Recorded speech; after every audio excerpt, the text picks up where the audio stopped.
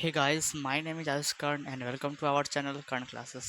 तो जैसा आप सबको पता है कि introduction part first, second and third हो चुका है रियल नंबर का। और हम लोग एक्सरसाइज 1.1 भी कर चुके हैं आपके नए एनसीईआरटी बुक का। और ये रहा एक्सरसाइज 1.2 आपके नया एनसीईआरटी बुक का। तो जो एक्सरसाइज 1.2 है, इसमें हम लोग आपका जो फर्स्ट क्वेश्चन है वो ये पढ़ने वाले हैं, prove that root 5 is irrational number. ठीक है, धीरे धीरे से हौले हौले से सारे चीज़ को समझेंगे कैसे हो रहा है, क्या हो रहा है। तो ये प्रूफ करने के लिए करा है कि रूट 5 जो है इरेशनल नंबर है। ठीक है, बस यही बात है और कुछ नहीं। तो आप देखिए कि इसको कैसे प्रूफ करेंगे हम लोग। तो इसको प्रूफ करने से पहले मैं कुछ बतला दूँ उसके बारे में कि कैसे प्रूफ करने वाला हूँ। तो सबसे पहले ये क्वेश्चन हमसे ये बोल रहा है कि हाँ सर, आप क्या कीजिए ना, ये क्वेश्चन बोल रहा है कि रूट 5 को इरेशनल प्रूफ करना है आपको। चलिए ठीक है, मान। तो हम लोग क्वेश्चन में ये मान लेंगे कि ये जो हमारा नंबर है वो एक रेशनल नंबर है, और फिर बाद में जाके अपने ही बातों को गलत साबित करेंगे, फिर क्षमा मांगेंगे कि यही सॉरी, ये जो इतना झंझट हो रहा है ना, वो हमारे गलत मानने की वजह से ही हो रहा है। हमने जो माना है वो गलत है, से सब आप सही बोल रहे थे, ये एक इरेशनल नंबर है। तो इसी के साथ स्टार्ट करते हैं, क्योंकि ये हमारा जो है कि रूट 5 एक इरेशनल नंबर है। ये जो इसका सॉल्यूशन होने वाला है वो बहुत लंबा होने वाला है, कम से कम 1.5 पन्ना में आप सबका चला जाएगा। इसीलिए इसको दो पार्ट में करेंगे। फर्स्ट पार्ट आप लोग यहाँ लिखना है, देन सेकेंड पार्ट आप सबको यहाँ लिखना है। तो चलिए स्टार्ट करते हैं। आपका सोल्यूशन यहाँ से स्टार्ट होगा। Let us assume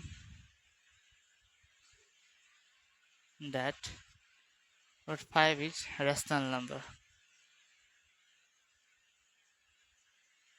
rational number, ठीक है। हम लोग ने ऐसा अज्यूम कर लिया कि रूट 5 जो है एक रेशनल नंबर है, और जब कोई नंबर रेशनल नंबर होता है, मतलब कि रूट 5 एक रेशनल नंबर, इसका मतलब ये हुआ कि root 5 is equals to P by Q. मतलब रूट 5 जो होगा वो पी वाई क्यू के फॉर्म में होगा। अब सर, जहाँ पे आपका पी और क्यू दोनों इंटीजर्स थे, क्यू जीरो के बराबर नहीं था, पी और क्यू दोनों के दोनों को प्राइम्स थे, सर क्या इतने सारे चीज़ यहाँ लिखना पड़ेगा? नहीं, आप लोगों को उतना लिखने की ज़रूरत नहीं है। जितना इस क्वेश्चन में जरूरी है बस उतना ही आपको यहाँ लिखना पड़ेगा। You have to write down only is that P and Q are coprimes. Then बहुत बच्चे आस्क करेंगे कि सर ये को प्राइम नंबर्स क्या है। तो सारा चीज़ जो यहाँ बतलाया जा रहा है इंट्रोडक्शन में भी बतलाया गया है, बस यहाँ रूट 5 के ऊपर है, वहाँ रूट 2 के ऊपर था, क्योंकि वो आपका थ्योरम 1.3 था। समझ में आ रहा है?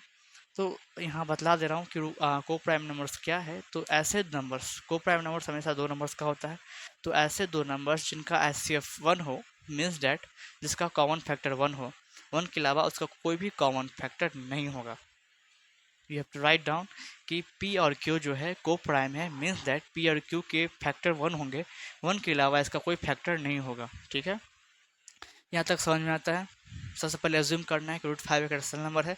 देन रेशनल नंबर है तो पी वाई क्यू के फॉर्म में होगा, यहाँ पे पी और क्यू दोनों के दोनों आपके को प्राइम नंबर्स होंगे। यहाँ तक होने के बाद आप लोग जो नॉर्मली प्रोसीड करते हैं, आगे प्रोसीड करना है। जैसे कि आपको इसमें आप यहाँ क्या करना है, क्रॉस मल्टीप्लाई करना है। तो चलिए करते हैं। तो इधर से क्या करेंगे, तो root 5 Q is equals to P. लीजिए सर, बहुत सारे बच्चे यहाँ कन्फ्यूज कि सर कैसे कर दिए। अरे बाबू, रूट 5 लिखा हो मतलब रूट 5/1 होता है, ठीक ना। मतलब इससे गुना होगा, ये इससे गुना होगा, तो यहाँ लिखा है ये पी वन सा पी, यहाँ लिखा है। लेकिन बाई वन अंडरस्टूड होता है, इसलिए लिखा नहीं जाता है। आप लोग नहीं लिखेगा, सर समझेंगे भोंदूराम में, ठीक ना। तो आप सबको लिखना भी नहीं है। यहाँ तक पहुँचने के बाद जो स्टेप, क्योंकि ये जो सवाल है स्टेप वाइज चलता है, आपको स्टेप रिमेंबर रखने पड़ते हैं कि हाँ रूट 5 जो प्रूफ करेंगे उसके टाइम में ये सारे स्टेप्स हैं, ये स्टेप्स हैं। 3 प्लस रूट 2 रूट 5 प्रूफ करेंगे तो ये सारे स्टेप्स हैं, इनके ये सारे स्टेप्स हैं, तो स्टेप्स याद रखने पड़ते हैं। आप सर बोलेगा कि हाँ वही स्टेप क्यों होगा, जैसे कि अभी यहाँ पे करने वाले हैं। इसके बाद वाला स्टेप ये है कि squaring both side, squaring both side. आप सब बोलेंगे कि सर यहाँ पे स्क्वायरिंग क्यों किए, क्यूब क्यों नहीं कर दिए। अरे बाबू, ये सारे स्टेप्स जो कि फॉलो करने ही पड़ते हैं। आप हमसे कोई पूछेगा कि सर ये क्या है, तो हम बताएंगे ये मार्कर है। आप हमसे पूछेगा सर ये मार्कर क्यों है, ये कुर्सी क्यों नहीं, तो इसका कोई जवाब नहीं है, ठीक ना। स्टेप्स हैं, हम भी फॉलो करते आ रहे हैं, आप सबको फॉलो करना। तो यहाँ तक है स्क्वायरिंग बोथ साइड, दोनों साइड आपको स्क्वायर करना। तो चलिए स्क्वायर करते हैं। तो यहाँ पे रूट 5 क्यू का स्क्वायर करेंगे, मतलब ये साइड पी का स्क्वायर करेंगे। यहाँ पे रूट 5 क्यू का स्क्वायर करने पे 5 क्यू स्क्वायर आएगा। मीन्स दैट रूट 5 का स्क्वायर 5 होता है और क्यू स्क्वायर होता है, और ये साइड पी स्क्वायर का पी स्क्वायर ही लिखाएगा। Okay, understood. आप बहुत सारे बच्चे को यहाँ प्रॉब्लम कि रूट 5 का स्क्वायर 5 कैसे हो गया। मुझे पता है बहुत सारे बच्चों को पता है कि हो गया कैसे, पर बहुत सारे बच्चों को नहीं पता है कि ना कैसे हुआ। क्योंकि आप यहाँ देख ले 5 को ऐसे लिख सकते हैं ना, रूट 5 इंटू रूट 5 लिख सकते हैं, या तो आप ऐसे लिखें या तो आप रूट 5 का स्क्वायर लिख लें। इस दोनों का मतलब 5 ही होता है, ठीक ना। आप रूट 5 को रूट 5 से इंटू करेंगे तो 5 आएगा, आप रूट 5 का स्क्वायर करेंगे देन 5 ही आएगा। इसको बस इसी भाषा में लिखा गया और कुछ एक्स्ट्रा नहीं है। ये रूट से स्क्वायर कटता है या 5 निकल आता है, तो ये आपका रफ वर्क है, ठीक ना। इसको नोट्स में नहीं लिखना आप सबको। ओके, आई थिंक आपको बात समझ में आती है। अब ये साइड आते हैं, ठीक है। एक सेकेंड में उसको रब कर लूँ, बहुत सारे बच्चे इसको लिख ना लें, ठीक है ना। तो यहाँ तक होने के बाद आप सबको इधर क्यू स्क्वायर का क्यू स्क्वायर ही रहेगा इजिकल्स टू पी स्क्वायर का पी स्क्वायर। ये जो 5 इंटू में था ये साइड आके डिवाइड में आ जाएगा। अब इस पे ध्यान रखने वाली बात है सर ये क्या निकल के आ गया। तो सबसे पहले तो उसको इक्वेशन फर्स्ट मान लेते हैं, अभी नहीं तो बाद में तो मानना ही पड़ता। और क्यों मानना पड़ेगा बतलाने वाले, ठीक ना। तो यहाँ पे देखिए क्या निकल रहा है कि आपका पी स्क्वायर जो 5 से डिविजिबल है, तो चलिए लिखते हैं क्योंकि P square is divisible by 5, divisible by 5, क्योंकि पी स्क्वायर जो है 5 से डिविजिबल है इसीलिए P is also divisible by 5, ठीक है। अगर पी स्क्वायर 5 से डिविजिबल है तो पी भी 5 से डिविजिबल होगा अकॉर्डिंग टू थ्योरम 1.2। याद कीजिए वो समय जब थ्योरम पढ़ाया गया था कि जब एक पॉजिटिव नंबर का स्क्वायर किसी प्राइम नंबर से कट रहा है तो वो पॉजिटिव नंबर भी वो प्राइम नंबर से कटेगा। याद अगर याद ना आ रहा हो तो जाइए इंट्रोडक्शन पार्ट उठाइए, वहाँ देखिए, वहाँ से आपको ही मिलेगा, ठीक ना। समझ में आ रहा ना। इतना करने के बाद पहले यहाँ तक करिए, पहले यहाँ तक करिए आप लोग। देन इतना करने के बाद क्या करना है ना आप सबको, आप सबको नीचे का दिख रहा है, इसके नीचे का नहीं दिखने वाला तो इधर देख लीजिए। आप सबको करना है let p is equals to 5c। अब बहुत सारे बच्चों का प्रश्न होगा कि सर ऐसा क्यों, यहाँ पे c is any integer, INTEGERS, यहाँ पे c को इंटीजर है। अब सर बहुत सारे सर ऐसे तो लिख देते हैं हमको p इक्वल्स टू 5c है, यहाँ पे c को इंटीजर्स है, फिर आगे का स्टेप प्रोसीड करवा देते हैं, पर ये नहीं बताते कि ऐसा क्यों हो रहा है। अब देखिए यहाँ ऐसा क्यों हो रहा है, क्योंकि यहाँ पे पी स्क्वायर जो 5 से डिविजिबल है इसको उठा के यहाँ लिखते हैं। यहाँ लिखा हुआ है जो पी स्क्वायर है ना वो 5 से डिविजिबल है, तो अकॉर्डिंग टू थ्योरम 1.2 जो पी जो होगा ना वो भी 5 से डिविजिबल होगा, ठीक है। इतना समझ में आता है। आप देखिए ऊपर एक इंटीजर्स नीचे एक इंटीजर्स, जब कट खुट के एक इंटीजर्स ही ना आएगा जी। मान लेते हैं इधर कोई इंटीजर्स है यहाँ कोई इंटीजर्स है, ठीक है ना, जो कि इंटीजर्स है ही। अगर इंटीजर्स से आप कटने के बाद इंटीजर्स ही ना आएगा, जब इसको पूरा सॉल्व करेंगे तो एक इंटीजर ही आंसर आने वाला है। ये इंटीजर्स को हम सी मान लिए, आप कुछ भी मान सकते हैं, हम सी माने, आप ABCDEFG सब बच्चे का सब, आप कुछ भी मान सकते हैं कोई भी लेटर, तो हम सी मान लिए। तो इसी को P/5 इज टू सी, आप क्रॉस मल्टीप्लाई किए तो सी लिखा है मीन्स बाय 1 लिखा है, क्रॉस मल्टीप्लाई हुआ तो P इज टू 5C। ये बाय 1 अंडरस्टूड होता है, लिखाता नहीं है। Again I repeated, P S cos two 5C है, यहीं से P S cos two 5C आया गया, ठीक ना। क्योंकि ये रूट 5 वाला क्वेश्चन है इसलिए P H cos two 5C लिया गया है। जब ये रूट 2 वाला क्वेश्चन आएगा तो P H cos two 2C लिया जाएगा, जब रूट 3 आएगा तो P H cos two 3C लिया जाएगा, जब रूट 11 आएगा तो P H cos two 11C लिया जाएगा, क्योंकि यहाँ से वो बात आती है, ठीक है। तो आई थिंक इतना समझने के बाद आपको समझ में आपको क्लियर हो गया होगा इस लाइन का क्या मतलब है और क्या कैसे हो रहा है सर, ठीक है। अब यहाँ समझ में आता है।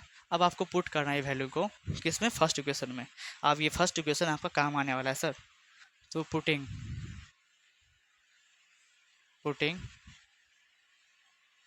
The value of p in equation first. आपको जो p का वैल्यू है ना वो इस इक्वेशन में पुट करना है। सर इक्वेशन क्या था, इक्वेशन था q square equals to P square by 5। चलिए हम लोग पुट करते हैं, ऐसे नहीं समझिए तो ऐसे समझिए, नीचे मैं लिख देता हूँ पूरा बच्चे की तरह। Q square equals to P square कितना है, मतलब सॉरी पी का वैल्यू कितना है 5C, नहीं 5C देंगे उसका स्क्वायर, नीचे में 5 है तो 5 को लिख दीजिए, एज शॉर्ट एज डैट। उसके बाद क्या करना है आपको 5 का स्क्वायर करना है, फिर सी का स्क्वायर, तो 5 का स्क्वायर 25 होगा, सी का स्क्वायर सी स्क्वायर होगा, ठीक है। बाई 5 को बाई 5 लिखना। यहाँ तक करने के बाद देख रहे हैं आप 5 से 25 कट रहा है 5 टाइम्स में, देख रहे हैं ना, मतलब ये और ये एल एच एस ये आ रहा है और आर एच एस ये आ रहा है। कंक्लूड डेट जो क्यू स्क्वायर है is equals to 5 C square. अब क्या बच गया इस साइड, 5 सी स्क्वायर बच गया, ठीक है। यहाँ तक समझ में आ रहा है आपको कि क्या हो रहा था। Q square is equals to P square by 5, जो कि हमारा फर्स्ट इक्वेशन था, उसमें आपका पी का वैल्यू पुट करना था, तो पी का वैल्यू पुट किए 5 सी, पी स्क्वायर था इसलिए 5 सी का स्क्वायर हुआ, 5 का स्क्वायर 25, सी का स्क्वायर सी स्क्वायर, 5 25 से कटा 5 टाइम्स में बचा 5 सी स्क्वायर, ठीक है। इतना करने के बाद आपको 5 जो सी स्क्वायर के साथ इंटू में है इसको ये साइड लाना होगा, तो क्यू स्क्वायर बाय 5 लिखेंगे इक्वल्स टू सी स्क्वायर, ऐसे हो गया। बस इसको उलट दीजिए, इसीलिए C square equals to Q square by 5। यहाँ तक समझ में आता है, बोलिए हाँ। ये आपका सेकेंड इक्वेशन हो गया, ठीक है। अब जैसे कि यहाँ पे था कि पी स्क्वायर 5 से डिविजल हो रहा था, तो पी भी हमारा 5 से डिविजल हो रहा था, सेम यहाँ पे आ चुका है। यहाँ लिखा हुआ है क्योंकि क्यू स्क्वायर जो है 5 से डिविजल है, Q square is divisible by 5, divisible by 5, इसीलिए क्यू भी जो है हमारा वो 5 से डिविजिबल होगा। क्यों? According to theorem 1.2। I again repeat it. Okay boys, then यहाँ तक समझ में आता है, ठीक है। यहाँ तक लिखिए। अब आपको एक चीज़ दिख रहा होगा सर, यहाँ भी आप फर्स्ट में √2 को रेशनल नंबर माने थे। रेशनल नंबर आता है पी वाई क्यू जो है को प्राइम्स होते हैं, मतलब पी और क्यू के 1 के सिवा कोई और कॉमन फैक्टर नहीं होगा। पर आगे क्या हम देख रहे हैं कि जो हमारा पी जो है वो 5 से कट रहा है, मतलब फी का जो पी का फैक्टर 5 है, यहाँ पे क्यू का भी फैक्टर 5 है, मीन्स दैट पी क्यू दोनों का कॉमन फैक्टर 5 आ रहा है। ये क्या हो गया सर, ये तो गलत हो गया आपका बात। जी हाँ, वही तो करना था। हमारा बात गलत हो गया यहाँ पे कि पी का 1 के अलावा 5 फैक्टर्स भी है। यहाँ पे आपको लिखना पड़ेगा by equation 1 and 2 we get, हम लोगों को ये मिला कि P and Q having common factor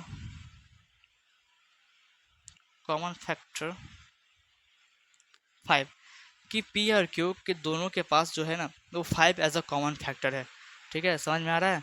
चलिए, अच्छी बात है, आपको समझ में आ रहा है। यहाँ तक समझने के बाद अब एक लाइन और लिखना है, तो आप यहाँ तक लिख लीजिए। क्या मैं आपको मिटला दूँ, क्योंकि बोर्ड में नीचे में उतना जगह नहीं है, तो ये साइड में रब करने वाला हूँ, तो यहाँ तक पहले आप लिख लें, ठीक है। क्योंकि आप देख रहे हैं कि पी और क्यू के 1 के अलावा एक और फैक्टर हो गया 5, इसका मतलब ये जो हम सारा पंचायती कर रहे थे ये सारा गलत हो गया। तो आगे का लाइन हम यहाँ लिखने वाले हैं इसको रब करके। चलिए आप अपने कॉपी में लिखें नेक्स्ट स्टेप, ठीक है। यहाँ आ जाएगा इतना दूर में, इतना समझ में आता है। तो इसीलिए या सो this contradiction is arisen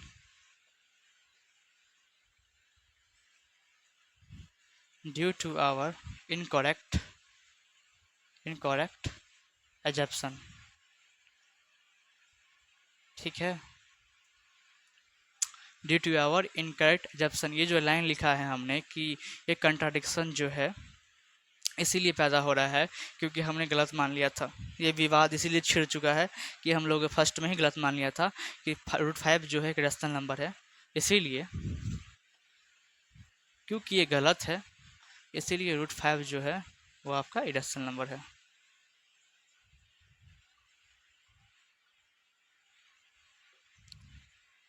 proved. चलिए, इस पर मोहर लग गया प्रूव्ड का। आई थिंक आपको समझ में आता है। अब ये रहा √5 का एक्सप्लेनेशन। आप लोग इसे लिख लें, मैं साइड हो जाऊं, ठीक है। वो लिखे अंतिम वहाँ पे है, जल्दी से आप लोग वहाँ पे लिखें।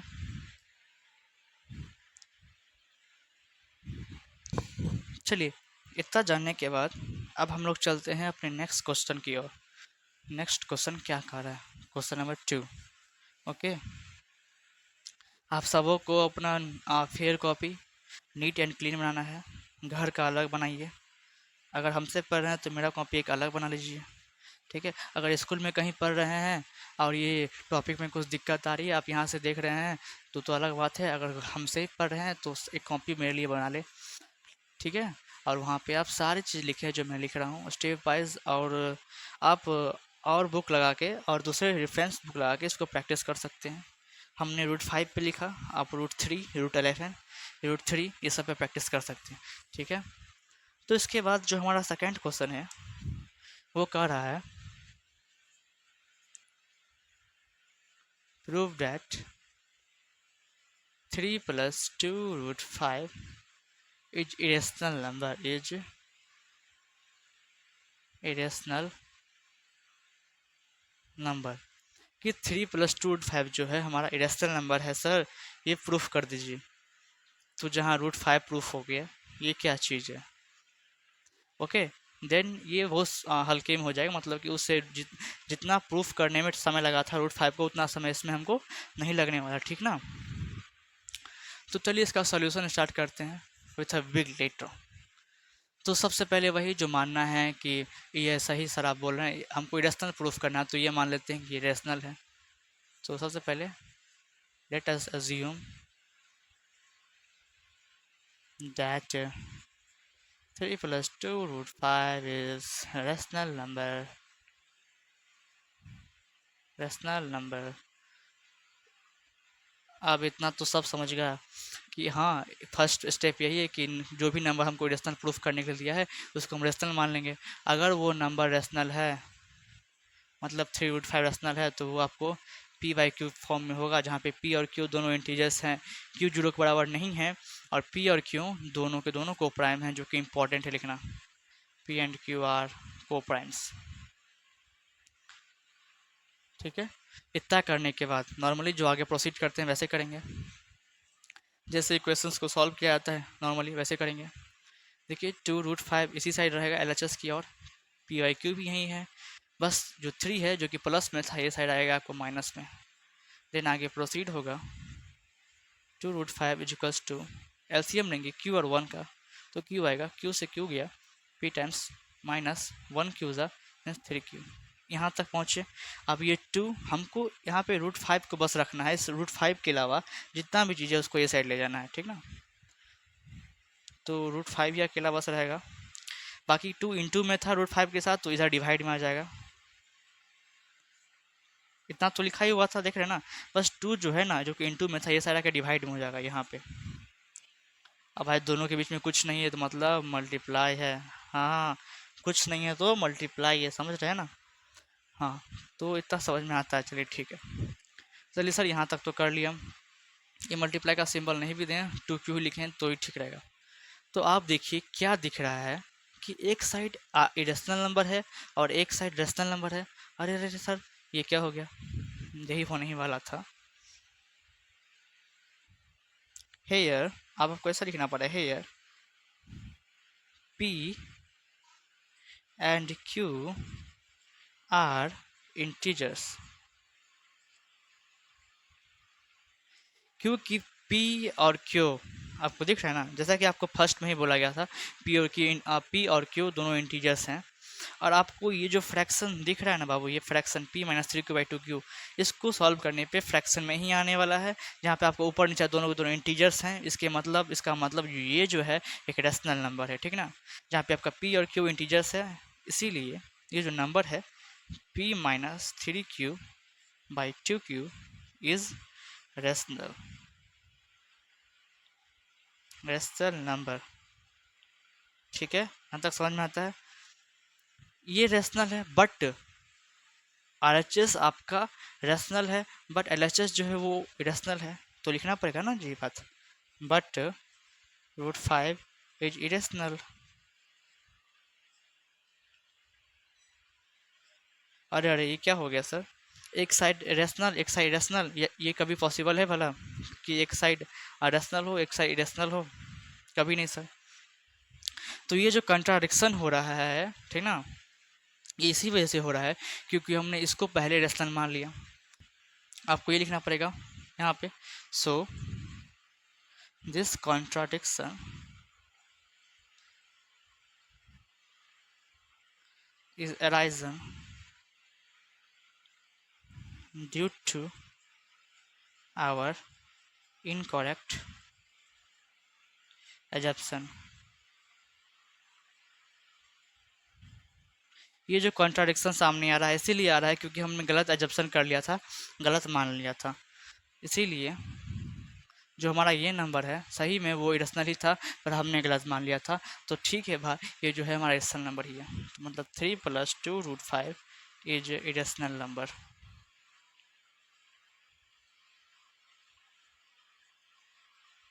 ठीक है, यहाँ तक आपका 3 + 2√5 कैसे इरेशनल नंबर है वो प्रूफ हो जाता है यहाँ पे। ठीक है, प्रूव्ड। चलिए इसको लिखिए आप लोग।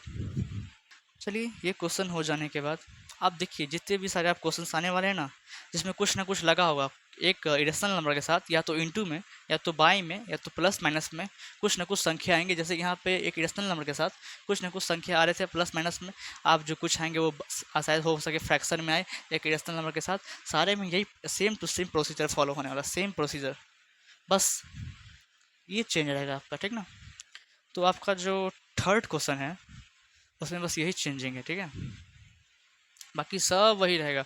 चलिए कोई बात नहीं, फिर से लिख देंगे आपके लिए कुछ भी। ठीक है ना, आपके लिए कुछ भी। देन चलते हैं फिर से कि हमारा थर्ड एनसीईआरटी का क्वेश्चन क्या कर रहा है। अब नया नया बुक है, क्वेश्चन वही है, बस एक्सरसाइज को यहाँ से वहाँ कर दिया गया, थ्योरम्स को घिंच घाच के पीछे ले आया गया, बस इतना ही चेंजिंग से और कुछ नहीं। ठीक है, तो हमारा क्वेश्चन 3 क्या कर रहा है देखते हैं। क्वेश्चन 3 में आपको आप जो आपका जो क्वेश्चन 3 है उनमें 3 नंबर हैं। मतलब फर्स्ट नंबर क्वेश्चन 3 का फर्स्ट, क्वेश्चन 3 का सेकंड और क्वेश्चन 3 का थर्ड, ये तीनों सॉल्व करना है। तो देखते हैं, वही थर्ड में वही प्रूफ करना है हमारा। क्या प्रूफ करना होगा, यही प्रूफ करना है कि जो 1/√2 है इरेशनल नंबर है। तो 3 का फर्स्ट क्या बोल रहा है sir, prove that 1/√2 is irrational number. Irrational number, चलिए प्रूफ करिए कि 1/√2 जो है एक इरेशनल नंबर है। ठीक है ना, तो चलिए सर प्रूफ कर देते हैं, ये भी काहे छूटा रहेगा। तो सबसे पहले जैसे कि पता है, अगर हमसे कहा जाए कि कोई नंबर इरेशनल नंबर है प्रूफ करो, सबसे पहले मान लेते हैं कि इरेशनल है। let us assume that 1/√2 is rational number. जी हाँ, ऐसा हम लोग मान लिए हैं कि 1/√2 जो है रेशनल नंबर है।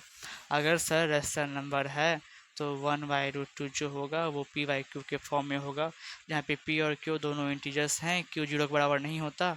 और एक बात जो कि नोट करने वाली है, p एंड q आर को प्राइम्स। ओके ओके, इसे नहीं भूलना, ये शोभा बढ़ाता है क्वेश्चन का, शोभा। ओके, यहाँ तक करने के बाद नॉर्मली प्रोसीड जो करते हैं, क्रॉस मल्टीप्लाई कीजिए। यहाँ पे √2p = q आएगा। अब हमको √2 को इसी साइड छोड़ के, रूट वाली चीज़ को हमेशा LHS में ही छोड़ना पड़ेगा, बाकी बात को RHS में ले जाएंगे। देन √2 = q/p लिखाएगा। ठीक है, q/p। अब देखिए इतना लिखने के बाद आपको अब नहीं लग रहा है कि एक साइड फिर से सर रैशनल हो गया, एक साइड फिर से इरेशनल हो गया। ठीक ना, तो वही सारी बातें फिर से आ रही हैं। Here p and q are integers, so q/p is a rational number।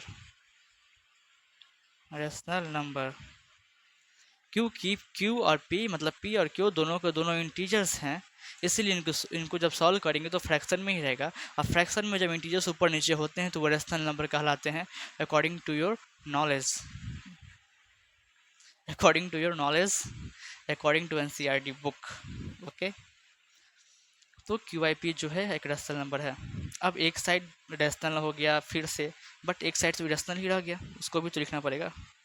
But √2 is irrational, irrational number, we know, we know. हमें पता है। यहाँ पे वी नो लिख सकते हैं या we proved, we just proved, ऐसे भी लिख सकते हैं, ठीक ना। क्योंकि ये थ्योरम है हमारा कि रूट टू जो है एक इरेशनल नंबर है, ठीक ना। तो सबको पता है कि रूट टू इरेशनल नंबर है। तो एक साइड रैशनल हो गया, एक साइड इरेशनल हो गया। लीजिए फिर से विवाद छिड़ गया कि क्या हो रहा है सर, गलती फलती आ रहा है। इसीलिए ये कंट्राडिक्शन आ रहा है, क्योंकि हमने फर्स्ट में एजप्शन ही अपना गलत ले लिया, तो फिर से वही लाइन दोहराना पड़ेगा, इसीलिए sorry. So this contradiction is arisen due to our incorrect assumption, ठीक है। ये जो विवाद फैल रहा है इसीलिए फैल रहा है क्योंकि हमने गलत मान लिया। एजप्शन का मतलब मानना, कंट्रडिक्शन का मतलब जो विवाद आ रहा है बीच में, जो गलतियां हो रही हैं, ये सारी क्यों हो रही है, इसी के लिए हो रही है। इसीलिए ये जो हमारा वन बाई रूट टू है एक इरेशनल नंबर है, इज इरेशनल नंबर,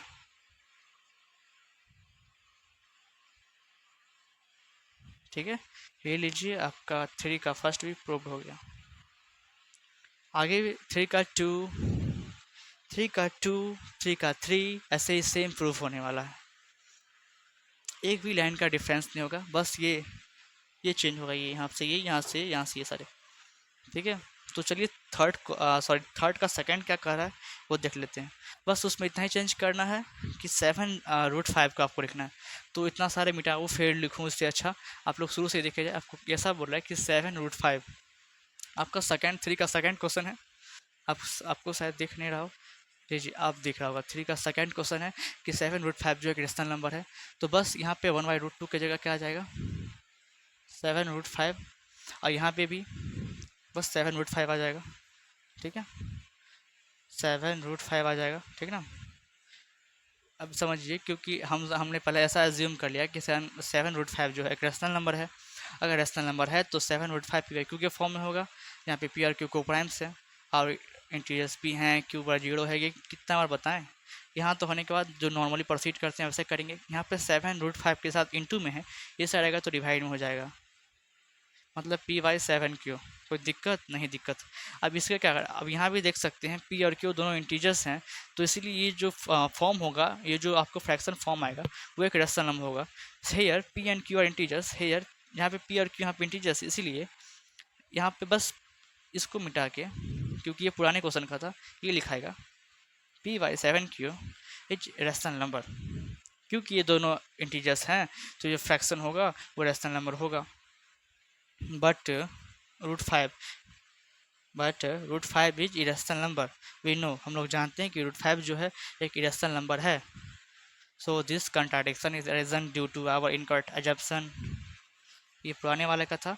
हम नए वाले का है कि हाँ सर सही बोल लेते हैं, 7√5 जो है आपका इरेशनल नंबर ही है।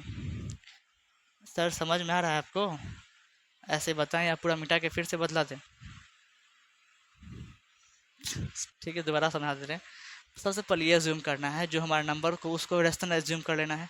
रेशनल एज्यूम करने के बाद जबकि ये रेशनल नंबर है तो पी और क्यू के फॉर्म में होगा, जहाँ पे पी और क्यू दोनों के दोनों इंटीजर्स हैं, Q does not equals to 0 है और पी और क्यू दोनों को प्राइम्स हैं। तो ये इंपॉर्टेंट पॉइंट है, इसलिए यहाँ लिखा गया। अब अब नॉर्मली प्रोसीड करते हैं तो √5 को √5 लिखा है क्योंकि क्रॉस मल्टीप्लाई हुआ है यहाँ पे, या क्रॉस मल्टीप्लाई नहीं हुआ सॉरी, क्योंकि यहाँ पे 7 जो है √5 के साथ आपको इंटू में है, तो ये साइड आपको डिवाइड में आ गया। आप इस पे देखिए, इस पे थोड़ा ध्यान दीजिए। ये साइड जो है आपका, ये ऊपर नीचे दोनों इंटीजर्स है, तो ये आपके रेशनल हो गए, और ये साइड आपका इरेशनल ही है। तो ऐसा हो नहीं सकता कि एक साइड रेशनल हो एक साइड इरेशनल हो, कभी ऐसा नहीं हो सकता। इसीलिए ये जो कंट्राडिक्शन इसीलिए आ रहा है क्योंकि हमने गलत मान लिया था, ठीक ना। आप अपने गलत मानने को सही कर लेते हैं। आप सही बोल लेते सर इतना जो है कि रेशनल नंबर ही है। चलिए इसको आप लिखिए। अब जो हमारा थर्ड का थर्ड है, चलिए आप ही के लिए पूरा मिटा के फिर से लिख देते हैं, वैसे आप सबको कन्फ्यूज़न हो जाएगा। क्या सर, कुछ थोड़ा तो मेहनत कर लीजिए आप। ठीक है बच्चों, थोड़ा मेहनत कर लेते हैं, बस आपके लिए, ओनली फॉर यू।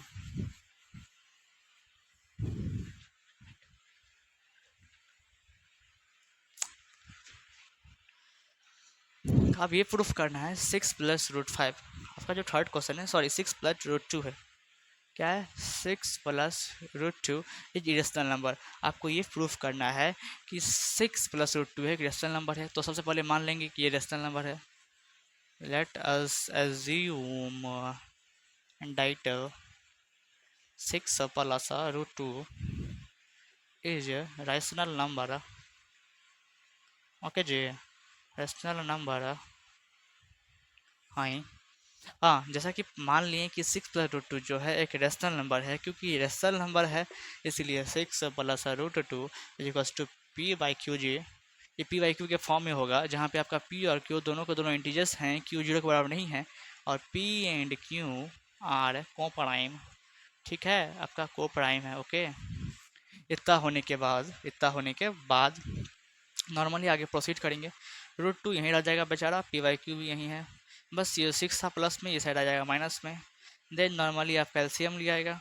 तो चलिए एलसीएम लेते हैं। क्यू और 1 का एलसीएम क्यू होगा, क्यू से क्यू गया तो पी बचा, माइनस का माइनस, 1 क्यू जा तो 6 क्यू। यहाँ तक समझ में आता है। अब फिर से देखिए, एक साइड रेशनल बन रहा है, एक साइड इरेशनल बन रहा है। ये हमारा रूट 2 है भैया, दिख रहा है ना, रूट 2 है। एक साइड आपका रेशनल बन रहा है, एक साइड इरेशनल बन रहा है, तो उसको यहाँ लिखें। Here p and q are integers,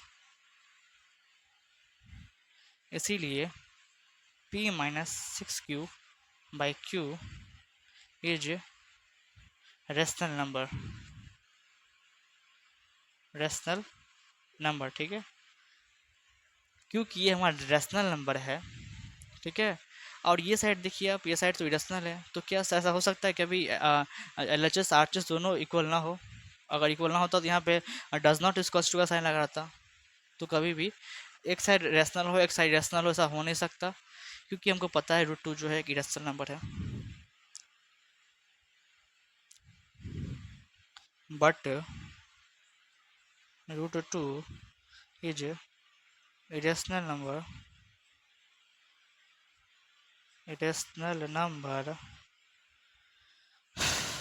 okay, क्योंकि हमारा रूट 2 जो है इरेशनल नंबर है। आप देखिए, ये साइड रेशनल, ये साइड इरेशनल, ये कैसे हो गया? This is not possible, you know, this is not possible. इसीलिए so this contradiction is arisen due to our incorrect assumption। हाँ हाँ, ठीक है, समझ गए, कितना समझाओगे? हाँ, यह विवाद इसीलिए छिड़ा क्योंकि ये हमने गलत मान लिया था। कितना बार सुनाओगे? ये सभी होगा। देन सही बोल रहे थे आप, इतना जो है इरेशनल नंबर ही है, हम हार मान लेते हैं। तो 6 प्लस 2 इज इरेशनल नंबर। ये भी आपका प्रूव्ड हो गया। और इसी के साथ 1.2 आपके नए एनसीईआरटी बुक का ख़त्म होता है।